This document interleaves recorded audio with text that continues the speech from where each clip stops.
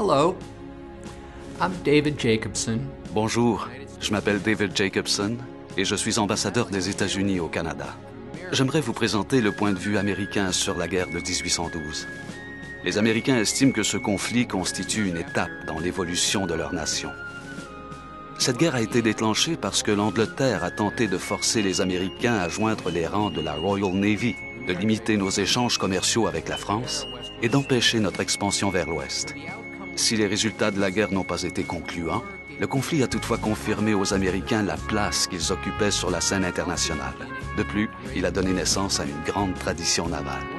L'une des batailles déterminantes, la défense du fort McHenry à Baltimore, a inspiré à Francis Scott Key le poème qui est devenu notre hymne national, le Star Spangled Banner. De plus, l'un des héros de la guerre, le général Andrew Jackson, est par la suite devenu l'un des grands présidents des États-Unis. Toutefois, selon moi, la leçon la plus importante tirée de la guerre de 1812, c'est ce qui l'a suivi, la paix. Voilà 200 ans, Américains et Canadiens se faisaient la guerre, s'entretuaient, incendiaient leurs capitales respectives.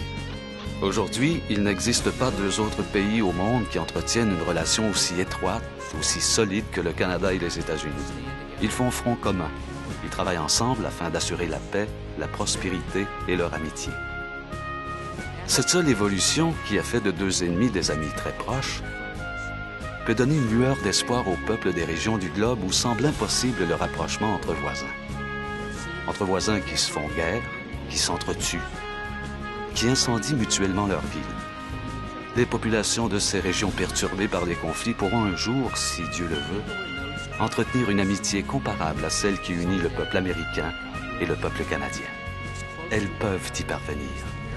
Voilà ce que représente pour moi la guerre de 1812. And that's what the War of 1812 means to me.